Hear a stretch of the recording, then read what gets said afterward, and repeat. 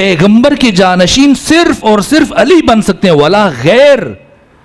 یا نمبر مت دیا کیجئے، مجھے نہیں سمجھ آتی. مولوی بیٹھتا ہے وہ نمبر دینا شروع کر دیتا ہے، ثابت کرنا شروع کر دیتا ہے فلانا افضل فلانا افضل نہیں ہے.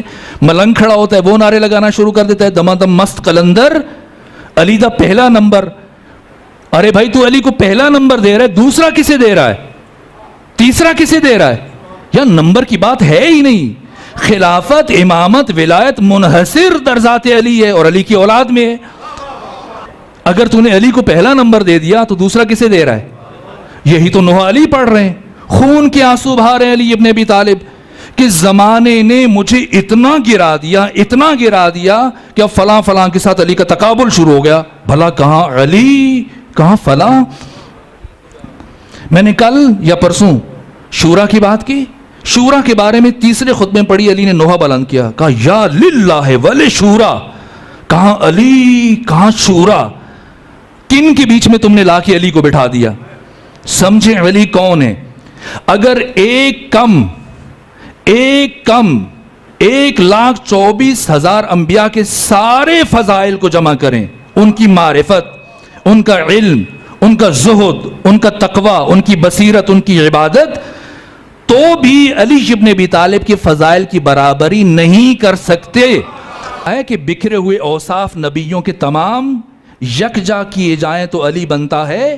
اگر پیغمبر کو شامل رکھ رہے ہیں انبیاء میں تو پھر شعر درست ہے، لیکن اگر پیغمبر کو خارج کر کے کوئی کہہ رہا ہے کہ آدم سے عیسیٰ تک ان انبیاء کے فضائل کو جمع کریں تو علی بنتا ہے، نہ، اسے علی نہیں بنتا. کیوں؟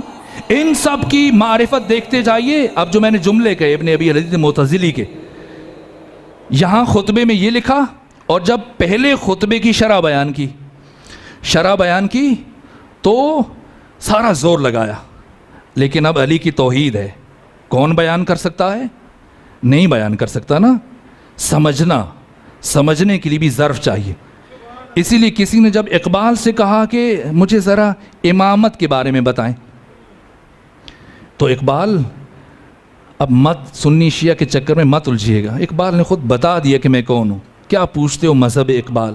یہ خاکسار بو تو رابی ہے. اقبال بھی کسی نمبر کے چکر میں الجھتا تو پھر کسی اور کا نام لیتا.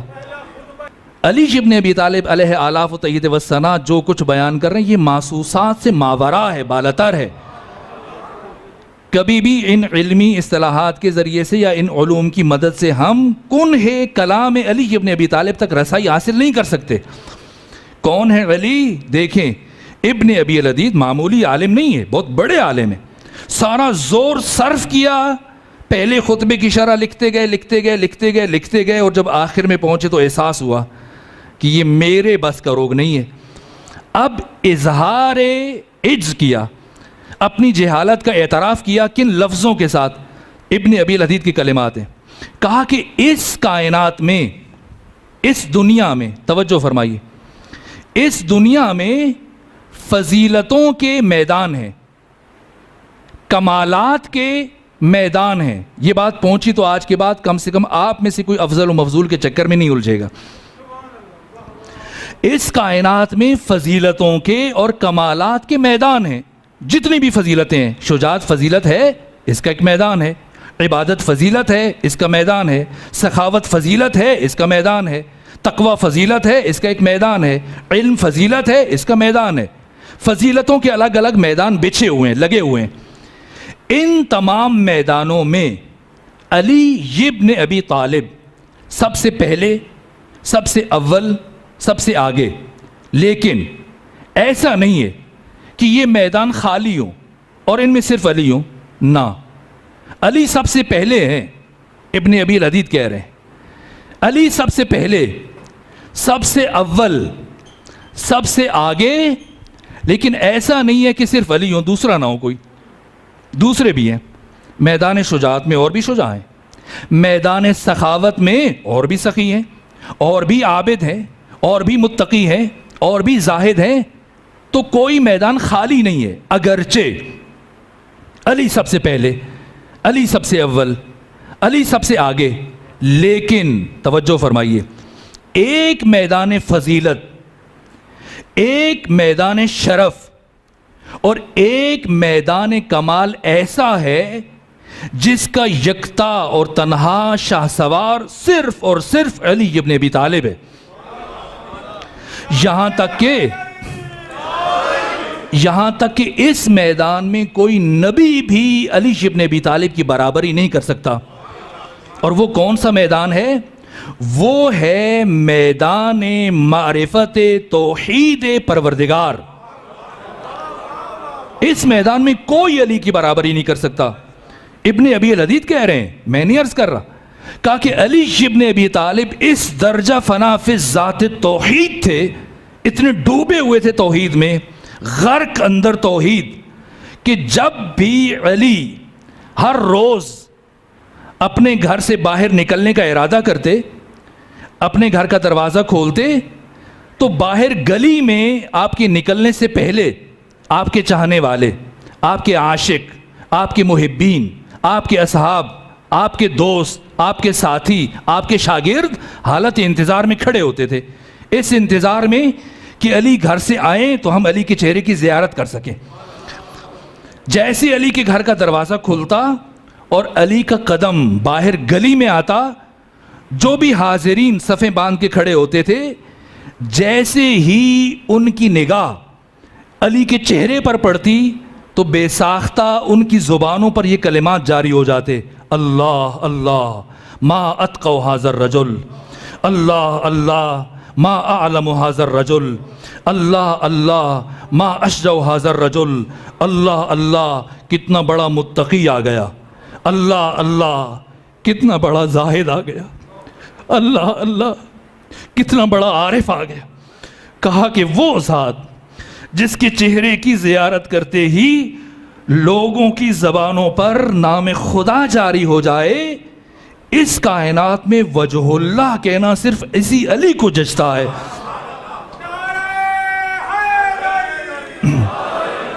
کیوں علی ابن ابی طالب فرماتے ہیں نہج البلاغہ میں: ما للہ آیت اکبر منی، اللہ کی کوئی بھی آیت مجھ سے بڑی نہیں ہے. انا آیت اللہ العظمی، میں ہوں آیت اللہ العظمی. انا آیت اللہ الکبریٰ، میں ہوں آیت اللہ الکبریٰ. علی اپنا تعارف کروا رہے ہیں. آیت کا جو پہلا معنی ہے وہ ہے آئینہ. جائیے دیکھیے مفردات راغب میں اور لغت کی بڑی کتابوں میں آئینہ، یعنی علی اپنے تعارف میں کیا کہہ رہے ہیں؟ بس یہ آخری بات ہے، سے آگے نہیں جائیں گے. علی کہہ رہے ہیں کہ میں ہوں آئینہ پروردگار. آئینہ پروردگار علی اپنا تعارف کروا رہے ہیں.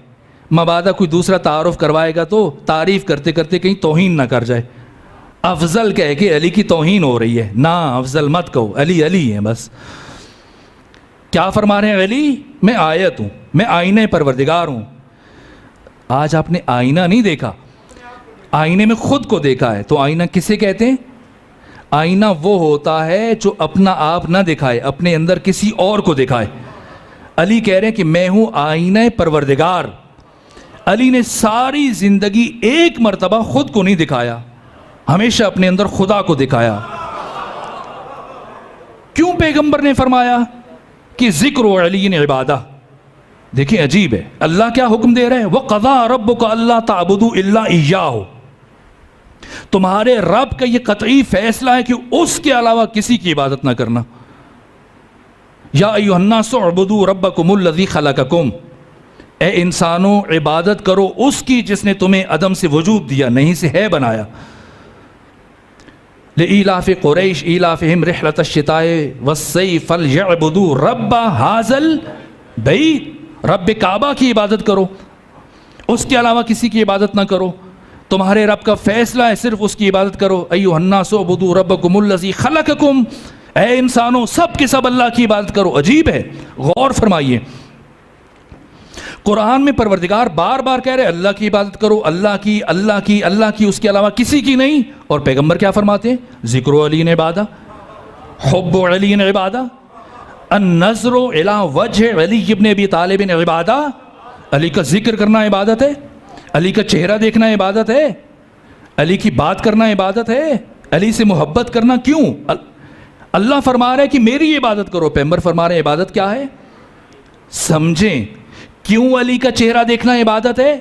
اس لیے عبادت ہے کہ چہرہ علی کا دیکھو گے معرفت خدا کی حاصل ہوگی، ذکر علی کا کرو گے معرفت خدا کی حاصل ہوگی، محبت علی سے کرو گے، علی سے محبت تمہیں خدا کی محبت تک پہنچائے گی۔